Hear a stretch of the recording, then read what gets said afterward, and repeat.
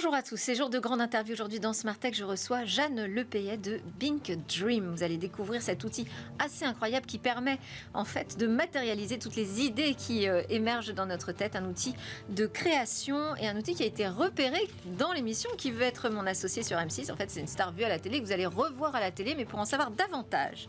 Et puis, on aura rendez-vous avec l'actualité des cryptos. Et enfin, je vous propose qu'on s'intéresse à une première mondiale, une première dans la transfusion sanguine. C'est parti pour Smart Tech.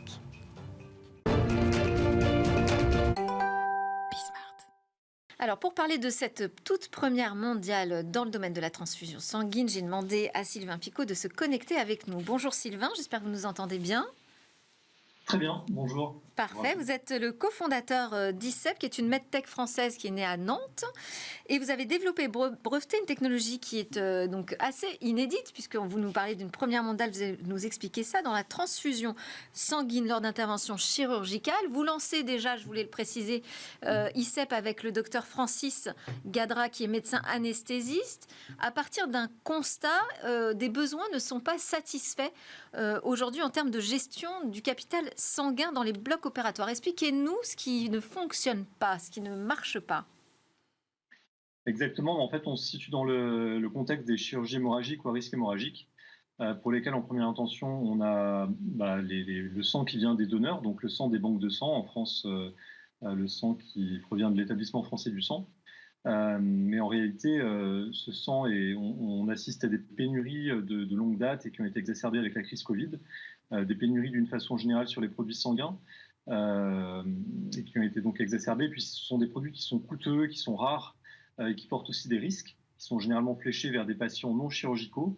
Et donc, pour les patients chirurgicaux, eh bien, il y a la possibilité de récupérer le sang perdu pendant l'hémorragie, pour pouvoir le traiter et collecter les cellules sanguines, sauver ces cellules sanguines perdues par le patient. C'est pour ça que vous parlez d'autotransfusion. Exactement. Oui. Voilà, on récupère le sang perdu par le patient pour pouvoir sauver ses propres cellules et lui retransfuser. Et donc, jusqu'à présent, il y avait des technos des premières générations qui existaient, qui permettaient de sauver seulement les globules rouges, mais toutes les autres cellules étaient perdues. Donc, dans un contexte d'hémorragie, les plaquettes sont particulièrement importantes pour faire l'hémostase. Et donc, voilà, on a développé une techno qui permet de récupérer toutes les cellules sanguines par le patient et qui répondent à ce besoin insatisfait jusqu'à présent. Mais alors, ça nécessite un équipement spécifique au bloc opératoire ? Exactement, donc c'est une machine qui permet d'aspirer le sang au niveau de la plaie opératoire pendant la chirurgie, qui est manipulée généralement par les équipes d'anesthésie ou bien par les perfusionnistes. Et une fois que le sang perdu, le sang épanché est aspiré, il est lavé pour enlever tous les contaminants et puis concentré pour obtenir à la fin des globules rouges et des plaquettes qui sont concentrés et que le médecin anesthésiste-réanimateur peut réinfuser aux patients. Mais ça peut s'adapter à n'importe quel bloc opératoire. Aujourd'hui, votre technologie, on pourrait l'utiliser comme ça en quelques semaines. La mise en place est simple. Exactement. Alors, ça nécessite de former le personnel du bloc, le personnel de l'hôpital. Mais effectivement, après une décision d'achat, évidemment, par l'hôpital, l'établissement hospitalier, la clinique, et prioritairement sur des blocs de chirurgie hémorragique ou à risque hémorragique, donc on parle de chirurgie cardiaque, par exemple. Eh bien, voilà, en 2 à 3 semaines, eh bien, une équipe peut être autonome avec cet équipement, avec cette machine installée au sein du bloc. Oui, alors vous avez évoqué quand même la phase achat, qui à mon avis est assez essentielle. Est-ce que ça va alourdir les coûts des opérations chirurgicales ? Est-ce que c'est quelque chose qui peut aujourd'hui rentrer dans le budget d'un hôpital à qui on demande déjà beaucoup d'investissement ? Tout à fait. Alors en fait, il y a vraiment deux bénéfices importants par rapport à cette technologie. Le bénéfice pour le patient, puisque le patient va recouvrer ses propres cellules par rapport au fait de les perdre ou d'avoir des produits qui viennent des banques de sang, donc qui sont des produits de donneurs et qui portent des risques. Et puis pour l'établissement, il y a le bénéfice coût, c'est-à-dire que les produits des banques portent un coût. Il y a des risques et des coûts associés à ces risques-là. Donc il y a un réel bénéfice médico-économique qui est vraiment important. Donc en fait, on ne parle pas du tout de surcoût pour l'établissement ou pour le système de santé. C'est pas un surcoût. Mais voilà, après c'est plus un délai d'achat, un délai de démarche administrative, de procédure d'achat dans l'établissement hospitalier. Et là, c'est clair que voilà, en France, on va dire que même s'il y a des choses qui sont faites pour les marchés innovants, encore du progrès à faire et on est sur des cycles d'achat et des procédures administratives de plusieurs mois qui sont voilà, réellement lourds et en particulier pour des startups et des industries françaises qui se développent et qui essayent d'innover et de fabriquer en France. Eh bien, on n'est pas encore à niveau pour pouvoir réellement être efficace dans ces démarches administratives. Et vous dites que ce n'est pas un surcoût, c'est-à-dire qu'au moment où on s'approprie votre technologie, ce n'est pas un surcoût par rapport à l'existant. Alors, je parle au niveau du bilan économique pour À l'établissement. terme. Si on compare la Ouais. situation avec les autres technos qui existent jusqu'à présent, eh bien, voilà, on va permettre de réduire et de gagner sur les transfusions qui viennent des banques et sur les surcoûts associés. Et donc, en termes de bilan économique, effectivement, on met bien en avant un bénéfice économique. Merci beaucoup Sylvain Picot. Et puis on vous encourage à tenir sur la distance parce qu'effectivement j'ai l'impression que c'est un long parcours, Sylvain Picot, donc fondateur de l'ICEP. Allez, c'est l'heure de notre grande interview. On va découvrir Jeanne Lepayet et son outil BINKDREAM.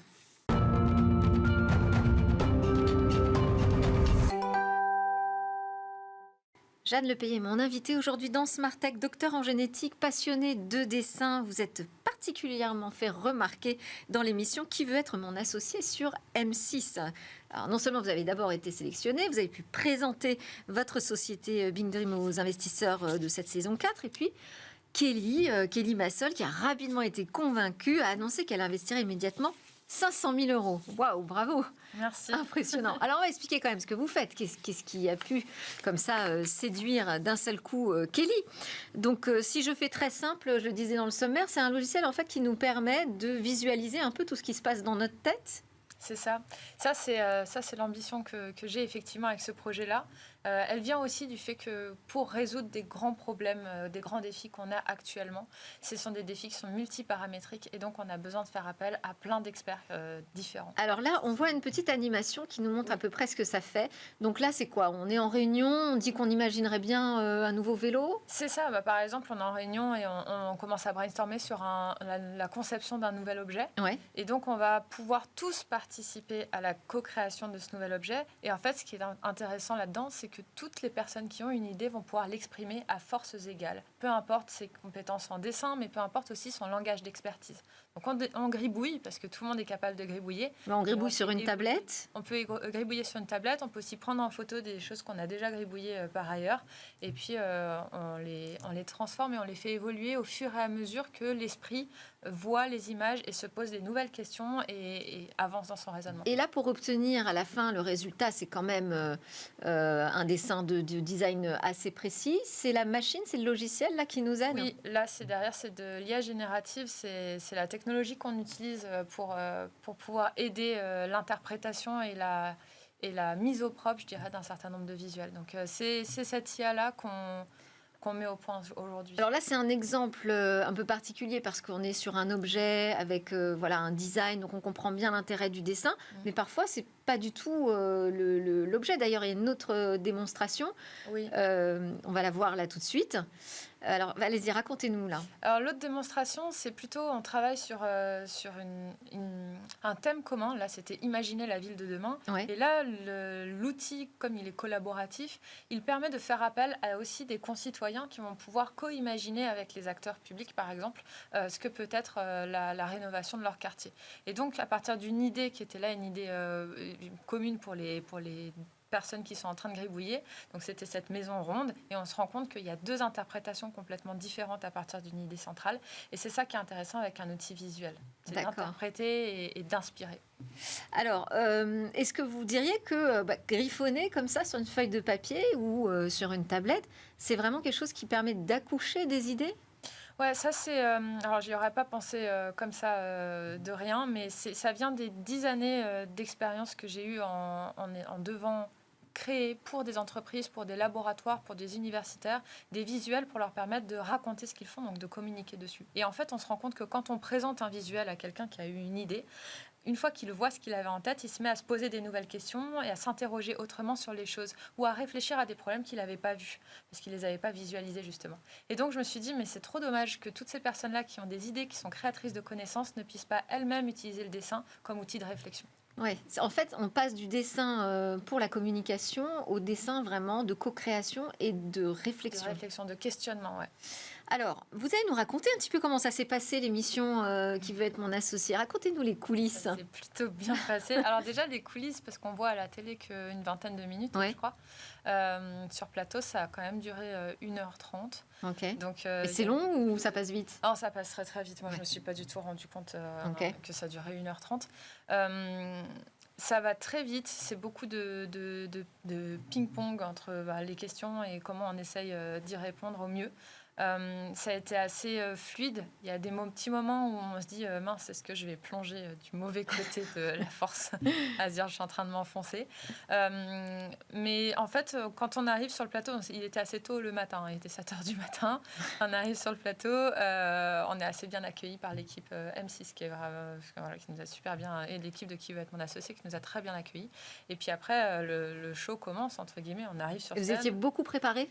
C'est-à-dire, vous avez quoi? Vous avez pitché avant? Vous avez écrit tous les arguments sur un papier, sur votre outil peut-être? Alors, j'ai pitché avant. Il se trouvait que juste avant l'émission, j'ai été appelée sur la Deep Tech Voix Big pour pitcher aussi pour un challenge qui s'appelle le Startez. Et donc, en fait, c'était un challenge qui me faisait beaucoup plus flipper parce que c'était face à des gens, beaucoup de gens, à l'Accor Arena. Et donc, je me sentais pas très à l'aise au départ sur le plateau parce que je me suis dit, je suis moins préparée que ce que j'aurais aimé être. En même temps, tout le monde est moins préparé que ce On n'est que j'aurais jamais aimé être. suffisamment préparé. Mais l'adrénaline fait bien son taf. Ouais. Voilà. Ok. Alors, je voulais maintenant vous interroger sur les coulisses de votre outil. Ouais. Parce que vous nous dites que c'est un outil qui marie de l'intelligence artificielle, des neurosciences. Est-ce que derrière, c'est une technologie complexe? Oui, c'est une technologie issue de ce qu'on appelle la deep tech. La deep tech, c'est une façon de voir les technologies qui casse un peu les frontières entre les différentes disciplines, donc biologie, mathématiques, informatique. Et puis, c'est une technologie qui a été labellisée Deep Tech par BPI France, donc elle a été subventionnée notamment par des bourses Deep Tech. Et derrière, il y a tout un partenariat de recherche aussi sur comment mettre au point...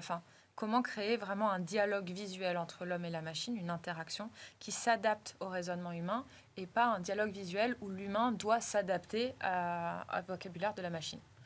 Mais donc pour ça, on part avec quelle équipe On part avec quelle équipe sous le bras? Ouais. Parce que pour construire un projet aussi ambitieux technologiquement, c'est le problème des deep tech, c'est qu'il faut le savoir-faire déjà. C'est le problème des deep tech et c'est le côté excitant des deep tech aussi. Dans l'équipe, on est beaucoup de jeunes chercheurs, de jeunes docteurs. Donc il y a des compétences en machine learning, intelligence artificielle, computer vision, neurosciences. Et puis après, il y a tout l'aspect sales, bien sûr, qui vient pour la partie business. Vous nous dites qu'on peut modifier les visuels. On a eu l'impression que tout ça était assez fluide, assez rapide.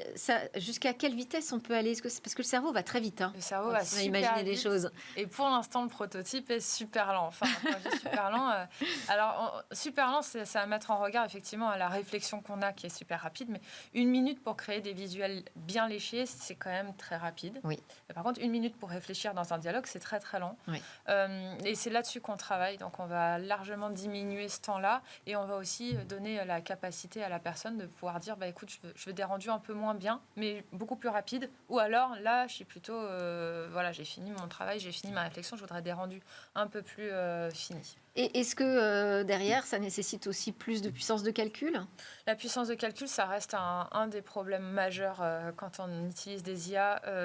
La puissance de calcul, on la gère, c'est-à-dire on la gère sur... c'est des vases communicants. Justement, quand la personne, elle nous demande et plus de rapidité et un meilleur rendu, là, oui, on explose les compteurs. Mais justement, le fait de rendre aussi conscient les personnes, les utilisateurs, de ce qu'ils demandent derrière en puissance de calcul et d'apprendre, en fait. Qu'ils puissent eux-mêmes, en fait, déplacer le curseur. C'est ça. Ouais, intéressant.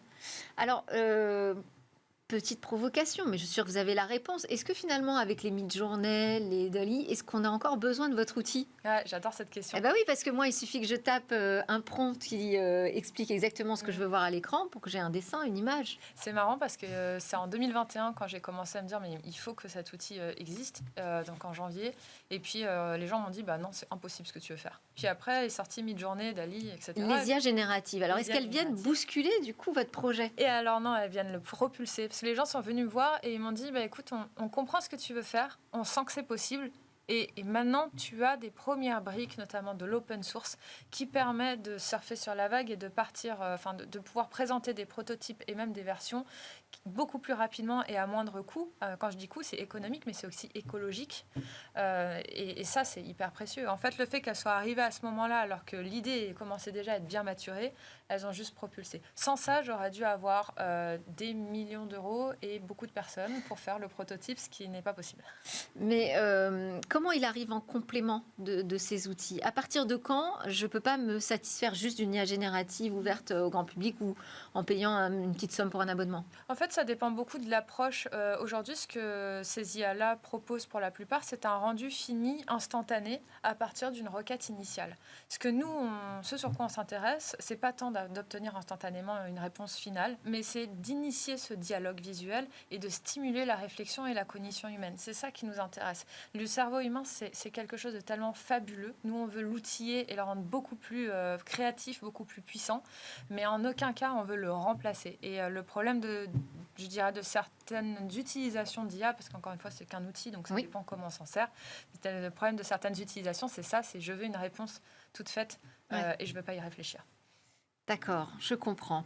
Et vous utilisez, parce que vous parliez justement des briques logicielles qui arrivaient, des briques d'IA qui arrivaient, vous utilisez aujourd'hui quel grand modèle pour on se base sur entraîner des modèles, votre IA? Ouais, alors on se base sur un noyau open source dont le modèle est changeant parce qu'on est capable de s'adapter aux arrivées sur le marché.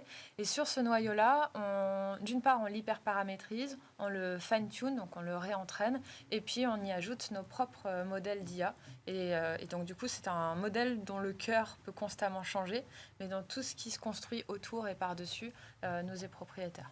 Et ensuite, pour le client final, lui-même va fine-tuner cet outil ou c'est un outil vraiment clé en main qui est C'est un outil clé en main. Complètement, parce que justement, l'objectif, c'est de passer outre n'importe quelle frontière. L'idée, c'est que les gens puissent vraiment juste s'exprimer et laisser libre cours à ça. Donc ça doit fonctionner quel que soit le secteur dans lequel j'évolue Complètement. Quel que soit le secteur dans lequel vous évoluez, quel que soit l'état d'esprit dans lequel vous êtes aussi, quelle que soit l'équipe de laquelle vous vous entourez. D'accord. Mais alors, pour nous donner une idée un peu du champ des possibles, qu'est-ce que je peux faire? Parce qu'on a montré deux exemples. Alors, quels sont les usages, les premiers usages que vous imaginez?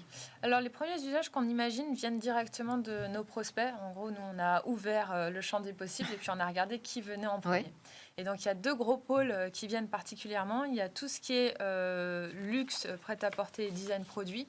Donc, en fait, ce sont souvent des équipes qui sont géniales de créativité, mais qui, elles le disent elles-mêmes, ça fait 10 ans, 15 ans que je travaille dans la même boîte pour la même marque. Et j'ai besoin aussi d'être outillée autrement pour pouvoir penser en dehors du bocal. Donc ça, c'est un premier point. Puis ensuite, ça permet d'accélérer vraiment la conception du produit et du prototypage, et puis de bien se faire comprendre par les clients et par les prestataires. Et l'autre gros pôle, et qui en a besoin pour des raisons très similaires, c'est tout ce qui est promoteur immobilier, architecte, et qui là, pareil, pour déléguer à un partenaire ce qu'il faut créer, il faut s'être bien compris en avance, sinon on part sur un budget et du temps qui est mal alloué. Et puis pour mettre dans sa tête, pour se mettre dans la tête du client plutôt, il faut que le client puisse voir en image et puisse, pourquoi pas, itérer sur ces images-là. Ça pourrait aussi servir des projets de démocratie participative, d'inclusion numérique peut-être aussi. C'est sympa comme question parce qu'effectivement, ça fait un peu penser à la vidéo que tu as présentée tout à l'heure. Mais de la co-création, c'est aussi permettre de donner une voix aux concitoyens ou aux gens non experts parce qu'il n'y a plus cette barrière et il n'y a plus cette honte, entre guillemets, de ne pas pouvoir s'exprimer visuellement correctement ou verbalement. On aimerait bien en fait, mais est-ce que vous avez des premières pistes dans ce sens? Il y a des premières pistes en ce sens, complètement. Justement, comment rénover un quartier et faire participer la population dans ce quartier-là, c'est-à-dire qu'elles vont créer des images, elles vont initier des images tout ensemble, et plutôt que de faire une discussion puis de se dire c'était bien sympa cette petite réunion avec les citoyens, maintenant on va l'oublier, c'est plutôt de pouvoir utiliser ces images-là comme des sources d'inspiration, de pouvoir les compiler, les traiter, les clusteriser et de se dire voilà les grandes idées qui en sortent, et ça c'est vraiment donner une voix, je dirais, à tout le monde. Alors, j'avais une dernière question pour vous avant de passer à l'interview express, je précise. Comment est-ce qu'on passe de l'idée à l'entreprise et comment est-ce qu'on passe d'une entreprise qui a démarré avec 100 euros, c'est ça, de capital, à aujourd'hui 670 000 euros? Oui. Alors, de l'idée à l'entreprise, moi, j'ai jamais eu l'envie d'être entrepreneur parce que je n'ai jamais imaginé l'être. Oui. C'est juste que j'avais toujours cette activité annexe qui était de créer des visuels pour les autres. Et il y avait ce problème justement de se dire, mais la personne, elle a des idées géniales, elle n'arrive pas à les exprimer et elle n'arrive pas non plus à visualiser suffisamment ce qu'elle a en tête pour pouvoir accélérer ou développer sa réflexion. Donc vraiment, l'idée de départ est partie de ça. Je veux trouver une solution pour ces gens-là. C'est un travail artistique que je menais à côté de mes travaux de thèse et de recherche notamment, donc ça prenait un peu du temps. Et donc je me suis dit, je vais gagner du temps en créant ce logiciel. Non, manque de peau, ça m'a pris encore plus de temps. Mais c'est une vraie belle aventure. Et à la fin de ma thèse, j'ai fait le pari de refuser le postdoc et de partir dans cette aventure-là à plein temps. Aussi par respect, parce que j'avais aussi eu un prix qui est le prix Pépite France de 10 000 €. Et par respect pour ceux qui ne l'avaient pas eu, il faut travailler à plein temps. Aller jusqu'au bout. Ouais. Et donc là, cette grande transformation, là, c'est vraiment le mode start-up avec l'hyper-croissance d'un seul coup. Ouais. Là, vous êtes en plein dedans dans cette transformation. On est en plein dedans. On n'a pas trop le choix. J'aurais pu financer à partir de mes ressources, je l'aurais fait. Ou à partir directement de clients, je l'aurais fait. Il se trouve que ces technos-là, elles demandent quand même pas mal d'investissement de départ. Donc, il y a eu le prix Pépite. Il y a eu un premier business angel qui est arrivé. Il y a eu Réseau Entreprendre qui m'a fait un prêt personnel, mais c'est quand même 50 000 €. Donc, ça donne un bon coup de pouce. Et bien sûr, il y a BPI France avec les bourses. Donc, c'était des bourses de 90 000 €. Et après, il y a Kelly. Voilà. Ok, bon, super, on va suivre tout ça, tout ce que vous allez pouvoir faire avec cette levée de fonds, la dernière. On passe à l'interview express, c'est une question très binaire, mais vous avez le droit de répondre de manière moins binaire, je vous rassure tout de suite. Oui ou non, les IA génératives vont tuer la création graphique? Non. Les artistes, ils vous en veulent pas? Alors moi, j'ai eu très peur de ça. Il se trouve qu'on a eu post-M6 aussi des artistes qui sont venus nous voir en disant mais pour moi c'était le diable les IA génératives. Et en fait en écoutant ton approche et ta réflexion là-dessus, j'ai compris que ce n'était qu'un outil. Donc ce n'est qu'un outil et puis encore une fois mes parents étant artistes, jamais de la vie je voudrais enlever leur cerveau de cette planète. Alors vous êtes pour ou contre l'alliance des Français avec les géants du numérique dans l'intelligence artificielle? Je pense notamment à Mistral et Microsoft ou encore Au Monde et OpenAI. Est-ce que ça passe par là finalement à un moment? Peut-être vous devrez vous aussi passer par là par des alliances stratégiques avec des géants américains? Dans l'idéal, non. Dans l'idéal, j'aimerais qu'on reste au minimum en Europe. C'est sûr que si jamais l'Europe ou les fonds d'investissement ne peuvent pas accompagner, je comprends que les gens finissent par partir pour faire vivre un projet. Là où je ne suis pas pour, c'est que j'aimerais bien participer au rééquilibrage de la géopolitique mondiale et ça passe par la souveraineté des données. Vrai ou faux, pour grandir, il faut aller chercher des fonds aux États-Unis? Du coup, je vais essayer de prouver que faux. Voilà, donc on se reparle dans quelques années. Oui, parce que là, c'est une étape, 670 000 €.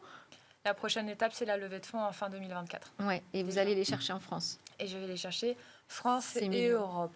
Mais France et Europe. Voilà. J'y crois ou j'y crois pas au numérique durable, éco-responsable? J'y crois. Je suis d'ailleurs co-inventrice d'un brevet sur comment stocker et encoder des données numériques dans l'ADN. Donc c'est clairement dans cette optique-là. J'y crois, il y a beaucoup de choses à faire et il y a beaucoup de choses à faire en biotech. Super, merci beaucoup Jeanne Lepayet. Je rappelle que vous êtes la fondatrice de Being Dream. Bravo, félicitations encore. Allez, on passe à l'actu des cryptos.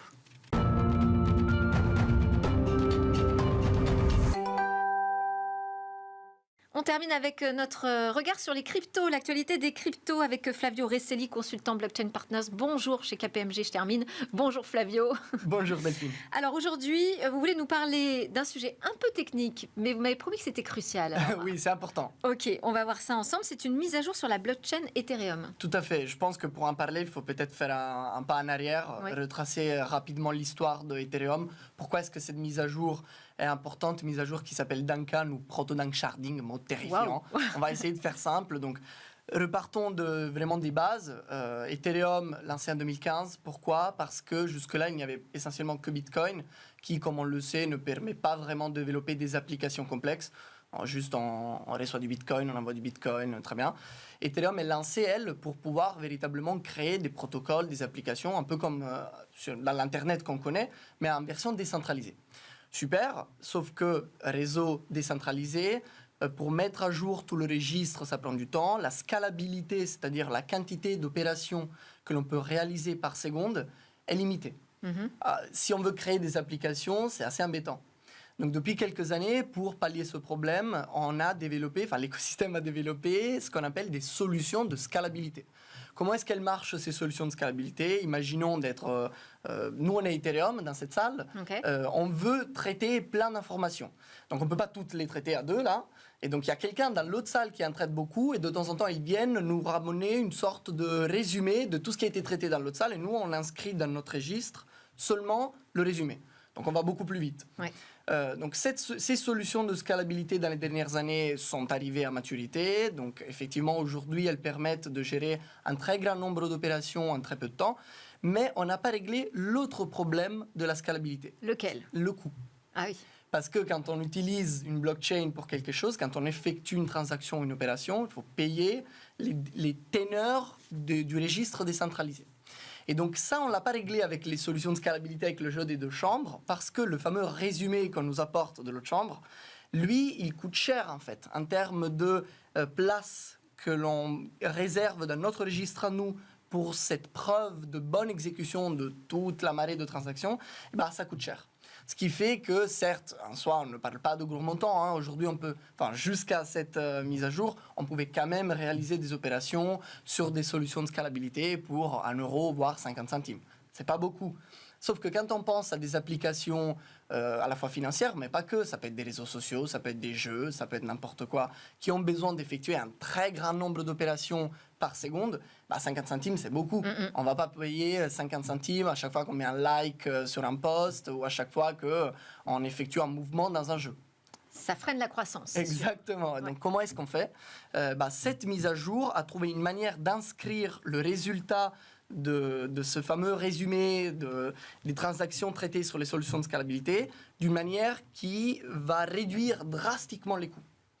Et depuis quelques jours, on voit qu'il est donc possible d'effectuer des opérations sur les solutions de scalabilité sur Ethereum pour 1 centime, voire 1 centième de centime et encore moins. Ah oui, donc c'est une énorme réduction. C'est une énorme réduction en fait, c'est même pas le même ordre de grandeur. C'est vraiment là aujourd'hui, on se rend même plus compte, on peut effectuer des opérations, on a l'impression de même pas payer. Oui, c'est un changement d'échelle, oui. Et donc tout ça c'est intéressant parce que, on parle de technique, c'est un peu compliqué, mais en fait si on regarde le résultat c'est qu'on ne peut plus dire que les blockchains, c'est compliqué parce que la scalabilité, c'est pas satisfaisant. Ça va pas assez vite, Exactement. C'est lourd. Tout ça en fait, désormais... On peut pas traiter d'opérations rapidement. C'est fini. Ça, c'est fini. Quelque part, c'est fini. Alors évidemment, les progrès doivent continuer à se faire. On peut toujours faire mieux. Mais on a vraiment franchi un cap parce que le changement est tellement important qu'on limite, on peut se dire, maintenant, il faut les applications. Parce qu'on a le registre qui tient, on a la scalabilité. Maintenant, il faut l'adoption. Mais en tout cas, ça va être possible, effectivement, d'imaginer une adoption massive, à grande échelle, avec cette mise à jour et donc sur base d'Ethereum, tout en restant dans un environnement décentralisé avec des coûts infimes et des vitesses d'opération vraiment impressionnantes. Et il y a déjà eu des manifestations d'intérêt sur des projets on le sait en fait. Devant cette mise à jour, ils se sont dit ok, c'est bon, on va pouvoir accélérer sur nos projets blockchain. Alors je pense qu'il faut un petit peu de temps pour que le marché prenne conscience du changement qui a eu lieu, c'est pour ça qu'il faut en parler. Cependant, on le sait, ça fait des années qu'il y a de plus en plus d'adoption et on a toujours différents secteurs qui s'y attellent, à la fois dans le financier comme dans d'autres. Donc Flavio, bientôt je pourrai enlever le point d'interrogation à ce titre. Et je l'espère en tout cas. Merci beaucoup Flavio Restelli de KPMG. C'était Smart Tech, merci à vous de nous suivre avec une grande fidélité. Vous nous regardez sur la chaîne Bismart, sur les réseaux sociaux et en podcast. À très vite.